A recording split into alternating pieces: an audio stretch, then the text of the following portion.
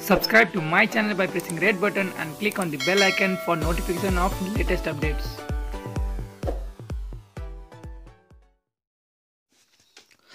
चितवनको भरतपुर कोरोना अस्थायी अस्पतालमा विभिन्न सामग्री कर्मचारीले नै चोरी गरेको सीसीटीभी फुटेज बाहिरिएपछि अख्तियार दुरुपयोग अनुसन्धान आयोगले छापा मारेको छ। तर भरतपुर महानगरपालिकाले कर्मचारीमाथि कारबाही गर्नुको सट्टा छानबिन समिति बनाएर घटनालाई ओझेलमा पार्ने कोसिस गरेको छ। मंगलबार दिउँसो हेटौँडाबाट आएको अख्तियार टोलीले अस्पतालमा छापा मारी अस्पतालले अहिलेसम्म खरिद गरेको कागजपत्र नियन्त्रणमा लिएको छ। आयोगको प्रदेश नम्बर 3 कार्यालयका सूचना अधिकारी शिवराज रेग्मीले आयोग टोलीले अस्पतालमा छापा हानेको पुष्टि गरे। उजुरीसँगै सम्बन्धित कागजात विवरण सङ्कलनका लागि टोली अस्पताल गएको हो। उनले भने टोली फिल्डमै छ, आएपछि थप कारबाही अघि बढाउँछ। अस्पतालका सामान चोरी भएको सम्बन्धी सञ्चार माध्यममा आएका विषयहरूलाई उजुरीका रूपमा दर्ता गरी प्रारम्भिक छानबिन अघि बढाइएको उनले बताए। प्रारम्भिक छानबिनका आधारमा अनियमितता देखियो भने विस्तृत अनुसन्धानको प्रक्रिया अघि बढ्छ। उनले भने यसअघि प्रदेश सरकारले अस्पताल सञ्चालनका लागि 1 करोड रुपैयाँ सहयोग गरेको थियो। चितवन काङ्ग्रेसले अस्पतालको हालसम्मको आर्थिक गतिविधिको छानबिन गरी सत्य तथ्य विवरण सार्वजनिक गर्न माग गरेको छ। अस्पतालको लेखापाल फणिन्द्र खनाल, भरतपुर अस्पतालका कर्मचारी सञ्जय बराल र महानगरपालिका स्वास्थ्य शाखाका अधिकृत सूर्य तिवारीले अस्पतालको स्टोरबाट सामान बाहिर निकालेको भिडियो बाहिरिएको थियो। भरतपुर कोरोना नियन्त्रण कार्यदलले भने भरतपुर कोरोना अस्पतालमा चोरी भनिएको प्रकरणको बचाउ गरेको छ। कार्यदलका संयोजक भरतपुर महानगरपालिकाकी मेयर प्रमुख रेणु दाहाल छिन्। कार्यालयले विज्ञप्ति जारी गर्दै भरतपुर अस्पतालको स्टोर र कोरोना विशेष अस्थायी अस्पतालको स्टोर एउटै ठाउँमा भएकाले व्यवस्थित मात्रै गरिएको भन्दै बचाउ गरेको हो। यसअघि कार्यदल मार्फत नगरपालिकाको नेतृत्वमा भरतपुर अस्थायी अस्पताल सञ्चालन थियो। चैत्र 7 गते स्थापना भएको अस्पताल भरतपुर अस्पताल मातहत चलाउने भनी चैत्र 21 गते सम्झौता भएको थियो। यसअघि कार्यदलले विपत्ति सामना गर्न 72 घण्टामा अस्पताल तयार गरेको विषयको देशैभरि प्रशंसा भएको थियो। अहिले भरतपुर अस्पतालकै मातहतमा कोरोना अस्पताल सञ्चालनमा रहेको छ। आरोपी कर्मचारीलाई कारबाही प्रक्रिया अगाडि नबढाई सीसीटीभी फुटेज लिक गर्ने गराउने प्राविधिकलाई कारबाही गर्ने आशयको विज्ञप्ति आएपछि कार्यदलका सदस्य नै अहिले असन्तुष्ट छन्। अस्पतालले उद्योग सङ्घका अध्यक्ष राजु पौडेलको संयोजकत्वमा 3 सदस्यीय छानबिन समिति बनाएको भए पनि संयोजक पौडेलले विज्ञप्ति जारी गर्दै संयोजक पदमा रही काम गर्न असमर्थ रहेको बताएका छन्। यसअघि गठित छानबिन समितिको वैधानिकतामाथि नै प्रश्न उठेको थियो। फुटेजमा खनाल, बराल र तिवारीले चैत्र 30 गते राति 9:30 बजेसम्म बसेर सामान उठाएको देखिन्छ। उनीहरूले स्ट्यान्ड, फ्यान, सर्जिकल मास्क, कम्प्युटरको स्क्रिन, स्यानिटाइजर, चप्पल, ग्लुस्टिक, साबुन, लामखुट्टे भगाउने धूप, बेगन लगायतका सामान लिन पोका बनाएर निकालेको देखिन्छ। सामान पोको पार्नेहरू बत्ती निमाएर स्टोर कोठामा बाहिरिन्छन् र केही समयपछि मोबाइलको लाइटको सहारामा अँध्यारो कोठामा पसेर करिब आधा घण्टा अगाडि तयार बनाएका राखेको 3वटा पोका उठाउँछन्। अरू केही सामानहरू खोजे जस्तो पनि देखिन्छ। चोरीको आरोप लागेकाहरू पनि आफूहरूले सामान चोरी नगरेको भन्दै फसाउन खोजेको दाबी गर्छन्। बरु उनीहरू आफूहरूले दिनरात नभनी कोरोना अस्पतालमा काम गरेको बताउँछन्। नगरपालिकाका स्वास्थ्य शाखा अधिकृत सूर्य तिवारीले भने केही व्यक्तिले चितवनमा हामीले काम गर्यौं भनेर हाम्रो चरित्र हत्या गर्न खोजिएको हो। यस विषयमा प्रमुख जिल्ला अधिकारी नारायण प्रसाद भट्टराईलाई ज्ञापन पत्र बुझाउँदै नेपाली काङ्ग्रेस चितवनले चोरी प्रकरणमा संलग्न कर्मचारीलाई निलम्बन गरी कारबाही गर्न माग गरेको छ। सभापति जित नारायण श्रेष्ठले विज्ञप्तिमा सिर्जित परिस्थितिको सम्पूर्ण जिम्मेवार भरतपुर महानगरपालिका र अस्पताल व्यवस्थापन समिति हुनुपर्ने बताएको छ।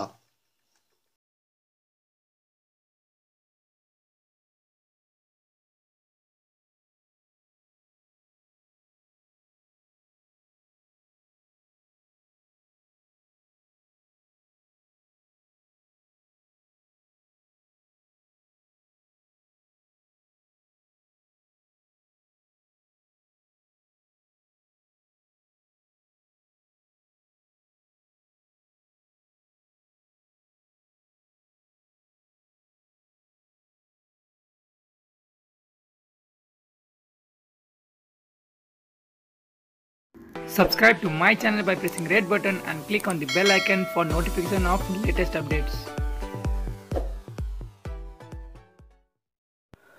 पूर्व राज्यमन्त्री तथा जनता समाजवादी पार्टीका सांसद डाक्टर सुरेन्द्र यादव अपहरण गर्ने विरुद्ध जाहेरी दरखास्त लिन जिल्ला सरकारी वकिलको कार्यालय काठमाडौँले अस्वीकार गरेको छ।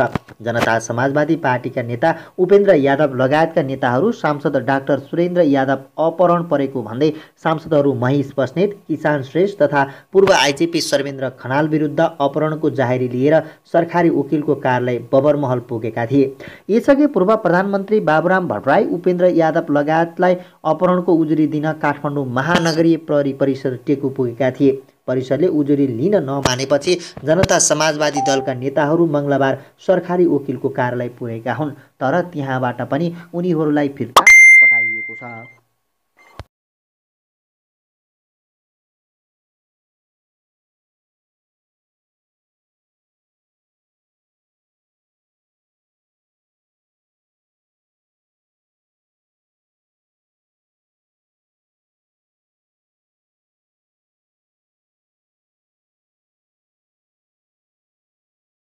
Subscribe to my channel by pressing red button and click on the bell icon for notification of latest updates.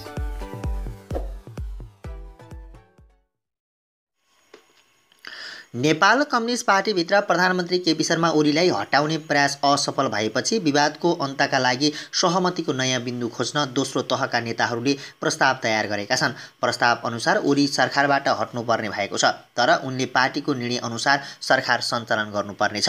विश्वस्त स्रोतका अनुसार ओलीलाई अन्तिम मौका दिने गरी प्रस्ताव तयार गरिएको हो। उनलाई अब आइन्दा पार्टीको निर्णय अनुसार सरकार सञ्चालन गर्ने गरी मौका दिने तयारी भएको हो। स्रोतका अनुसार अब पार्टीले सरकार चलाउने गरी सहमतिको बिन्दु खोज्न तयार गरिएको प्रस्ताव अनुसार पार्टीको सचिवालयमा हेरफेर तथा पुनर्गठन, मन्त्रीमण्डल पुरै पुनर्गठन गर्ने, प्रदेश नम्बर 1 र बागमती प्रदेशको मुख्यमन्त्री परिवर्तन गर्ने, गण्डकी प्रदेश र प्रदेश नम्बर 5 को नेकपा इन्चार्ज परिवर्तन गर्ने उल्लेख छ। यो प्रस्तावमा सहमति हुन सक्ने बुझिएको छ। सबैभन्दा प्राथमिकतामा सचिवालय पुनर्गठन रहेको छ। सचिवालयमा केही नयाँ सदस्य थप्ने प्रयास विगतमा पनि हुँदै आएको थियो।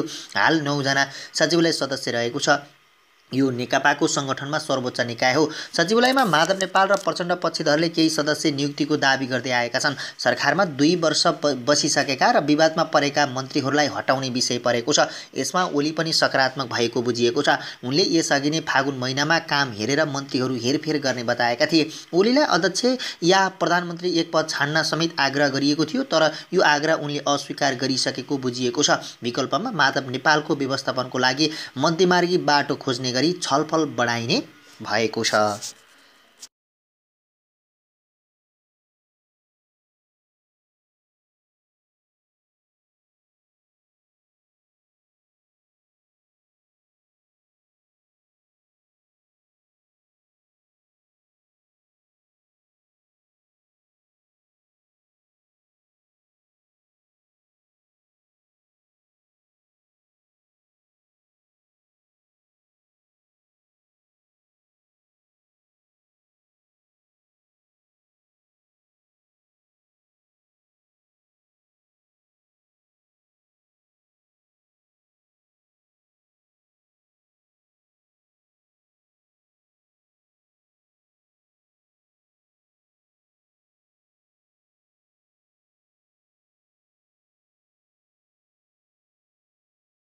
Subscribe to my channel by pressing red button and click on the bell icon for notification of latest updates. विश्वभर उत्तर कोरियाली नेता किम जोङ उनको मृत्यु भएको हल्ला चलेपछि सोमबार दक्षिण कोरियाले किमको मृत्यु नभएको र उनी जीवितै रहेको प्रतिक्रिया जनाएको थियो। मङ्गलबार फेरि दक्षिण कोरियाले किमबारे अर्को अभिव्यक्ति दिएको छ।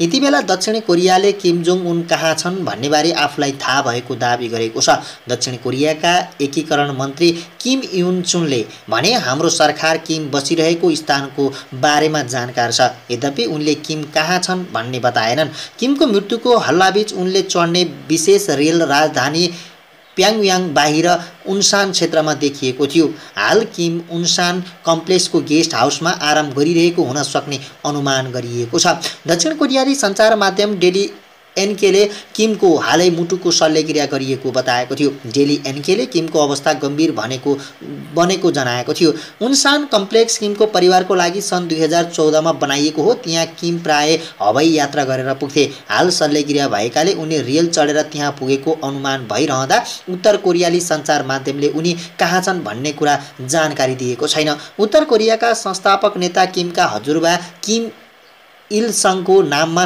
अप्रिल 15 तारिकमा मनाइने उत्सवमा किम जोङ उन अनुपस्थित भएपछि उनको स्वास्थ्य अवस्थालाई लिएर आशंका सुरु भएको थियो।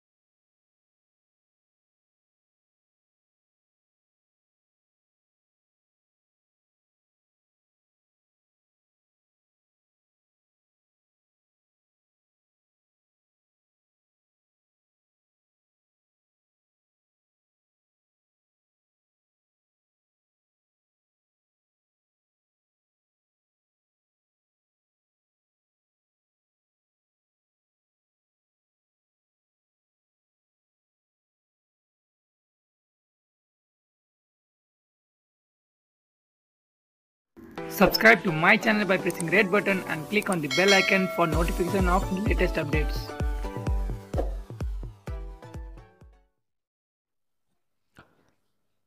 सत्तारूढ दल नेकपाका युवा विद्यार्थी नेताहरू पनि नवगठित जनता समाजवादी पार्टी नेपालका शीर्ष नेता तथा पूर्व प्रधानमन्त्री डाक्टर बाबुराम भट्टराई विरुद्ध साइबर अपराध सम्बन्धी जाहेरी दर्ता गर्न सरकारी वकिलको कार्यालय काठमाडौँ पुगेका छन्। यसअघि उनीहरू डाक्टर भट्टराईलाई लगायतका नेताहरू विरुद्ध काठमाडौँ प्रहरी समक्ष जाहेरी दर्ता गर्न गएका थिए।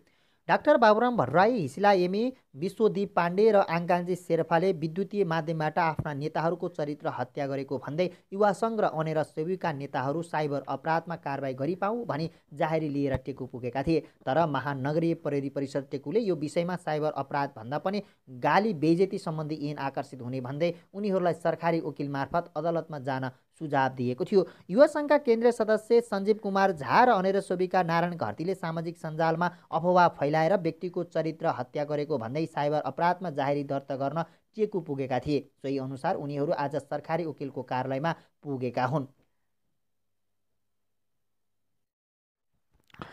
जनता समाजवादी पार्टी नेपालका सांसद डाक्टर सुरेन्द्र यादव यति बेला जिल्ला सरकारी वकिल कार्यालय काठमाडौँमा अपहरणको जाहेरी दिन पुगेका छन्। प्रहरीले दर्ता गर्न नमानेपछि सांसद यादव जनता समाजवादी पार्टी नेपालका शीर्ष नेताहरूले लिएर पुगेका छन्। कानुन व्यवसायीको राय अनुसार उनी मङ्गलबार सरकारी वकिल कार्यालय पुगेका हुन्। अहिले अधिवक्ता डाक्टर दिनेश त्रिपाठीले जाहेरी दर्ता गर्नको लागि कानुनी व्याख्या गरिरहेका छन्। यसअघि नेकपाका सांसदद्वय महेश बस्नेत, किसान श्रेष्ठ तथा पूर्व प्रहरी महानिरीक्षक शर्मेन्द्र खनाल विरुद्ध किटानी जाहेरी लिएर सांसद यादव तथा जनता समाजवादीका शीर्ष नेताहरू आइतबार महानगरीय प्रहरी परिसर काठमाडौँ गएका थिए। तर काठमाडौँ प्रहरीले घटना महोत्तरीमा भएको भन्दै जाहेरी लिन अस्वीकार गरेको थियो।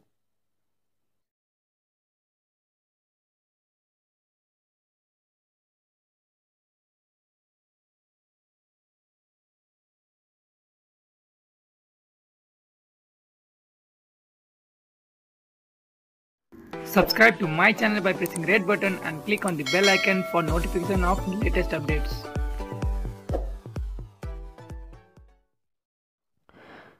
नेकपाका अध्यक्ष तथा प्रधानमन्त्री केपी शर्मा ओलीले पार्टीका अर्का अध्यक्ष पुष्पकमल दाहाल प्रचण्डलाई छलफलका लागि बालुवाटार बोलाएका छन्। सचिवालयको बैठक बोलाउने बारे छलफल गर्न ओलीले बोलाएपछि खुमलटार निवासमा रहेका प्रचण्ड बालुवाटार पुगेका हुन्। सोमबार आफू निकटका सांसदहरूलाई बालुवाटारमा बोलाएका प्रधानमन्त्री ओलीले मङ्गलबार सचिवालय बैठक बोलाउने बताएका थिए। प्रचण्ड र पार्टीका वरिष्ठ नेता माधव नेपाल पक्षसहितको गठबन्धनले आफू विरुद्ध घेराबन्दी गरेको भन्दै ओलीले सांसदहरूलाई प्रधानमन्त्री निवास बालुवाटार बोलाएर छलफल गरेका थिए। पार्टीमा छलफल नै नगरी वैशाख 8 गते सरकारले दल विभाजन गर्न मिल्ने संवैधानिक परिषद सम्बन्धी 2वटा अध्यादेश ल्याएपछि अध्यक्ष प्रचण्ड लगायतका सचिवालय सदस्य ओलीप्रति थप रुष्ट भएका हुन्। अध्यादेश फिर्ता भए पनि त्यसले पार्टीमा पारेको प्रभाव बारेमा समीक्षा गर्नको लागि नेकपाको तत्काल स्थायी समितिको बैठक बोलाउनु पर्ने भन्दै 20 जना सांसदले अध्यक्ष ओलीलाई लिखित माग गरेका थिए। त्यसपछि चुरिएको नेकपाको विवादका कारण ओलीले आफ्नो प्रधानमन्त्री पद समेत गुम्न सक्ने सम्भावनालाई विश्लेषण गरेको ओलीले माधव नेपाल समूहलाई आफ्नो पक्षमा ल्याउने कोसिस जारी राखेका छन्। त्यसका लागि उनले सोमबार नेपालसँग आफैले छलफल पनि गरेका थिए।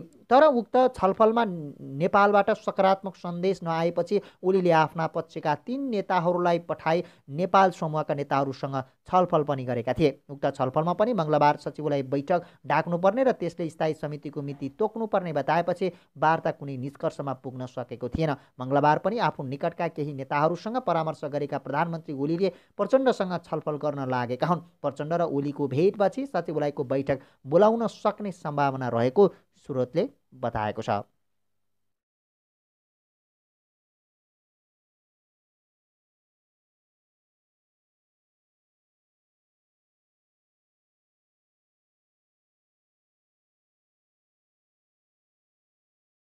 Subscribe to my channel by pressing red button and click on the bell icon for notification of latest updates.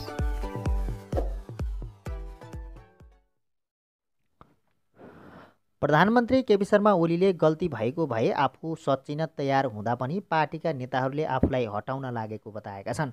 आफू निकट सांसदहरूलाई सोमबार साँझ प्रधानमन्त्री निवास बालुवाटार बोलाएर ओलीले अन्य नेताहरूले वार्की पार्के रणनीति अपनाएको हुँदा पार्टी विभाजन हुन सक्ने सम्भावना रहेको बताएका थिए। साथीहरू वार्की पारको तरिकाले लाग्नु भएको छ। मङ्गलबार सचिवालयको बैठक पनि हुँदैछ। 3-4 दिनमा सबै कुरा टुङ्गो लाग्न सक्छ।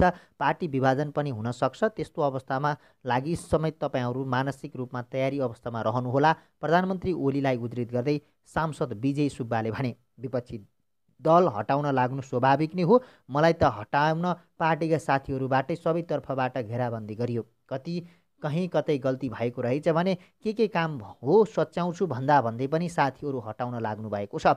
प्रधानमन्त्रीले पार्टी फुट्न नदिन आफूले पुरै प्रयास केन्द्रित गरेको पनि बताएको सुब्बाले बताए। बैठकमा प्रधानमन्त्रीले आइपर्ने चुनौतीहरू सामना गर्न आफू तयार रहेको बताएका थिए। करिब 25 जना सांसद उपस्थित रहेको सो भेलामा पूर्व माओवादीका नेता तथा उद्योग वाणिज्य तथा आपूर्ति मन्त्री लेखराज भट्ट पनि सहभागी थिए। बैठकमा मन्त्री भट्टले गल्ती कमजोरीलाई सच्याउनु पर्ने तर अहिले नै सरकारको नेतृत्व परिवर्तन गर्न नहुने पक्षमा रहेको बताएका थिए। प्रधानमन्त्री ओलीले पार्टीको नेतृत्व महाधिवेशनबाटै तोकिएको बताए। अन्य साथीहरूलाई चाँडै महाधिवेशन गरौँ भन्दा पनि मान्नु भएको छैन, प्रधानमन्त्रीलाई उद्धृत गर्दै सुब्बाले भने। भेलामा प्रधानमन्त्री ओलीले कसैले माग्दैमा राजीनामा नदिने बताएका थिए। कसैले माग्दैमा राजीनामा दिन्न, पार्टीको अध्यक्ष र प्रधानमन्त्री म हो, त्यसको पनि प्रक्रिया हुन्छ, त्यो सामना गर्न म तयार छु, प्रधानमन्त्री ओलीलाई उद्धृत गर्दै सांसद सरिता नेउपानेले भने। म पार्टी पनि विभाजन गर्दिनँ र संसद पनि विघटन गर्दिनँ, तपाईँहरू ढुक्क हुनुहोस्। सल्लाह गरेरै अध्यादेश ल्याएको तर नेताहरूले विरोध गरेपछि फिर्ता लिएको भन्दै ओलीले भने। फिर्ता लिँदा पनि साथीहरूले विरोध गर्न छाड्नु भएको छैन। उहाँहरूले कहाँसम्म लैजान खोज्नु भएको हो थाहा छैन। पार्टी विभाजनको अवस्थामा पनि पुग्न सक्छ। नेउपानेका अनुसार सरकारबाट भएको गल्ती कमजोरी भए देखाइदिनका लागि प्रधानमन्त्रीले सांसदहरूसँग आग्रह समेत गरेका थिए। सन्धि सम्झौता गर्दा र विकास निर्माणका काम गर्दा कुनै प्रकारको गल्ती कमजोरी भएको भए तपाईँहरू पनि देखाउनुहोस्, सच्याएर अघि बढ्छु, प्रधानमन्त्रीले सांसदहरूसँग भनेका थिए। बैठकमा सांसदहरूले सचिवालयबाट विवाद नटुङ्गिए स्थायी समितिमा होइन सिधै केन्द्रीय समितिको बैठक बोलाउन आग्रह गरेको नेउपानेले बताए। सो भेला विजय सुब्बा, नवराज सिलवाल, खेम लोहनी, तिलक महत, कृष्ण राई, गणेश ठकुर्ना, प्रेम आले, सरिता नेउपाने सहितका सांसदहरूले धारणा राखेका थिए।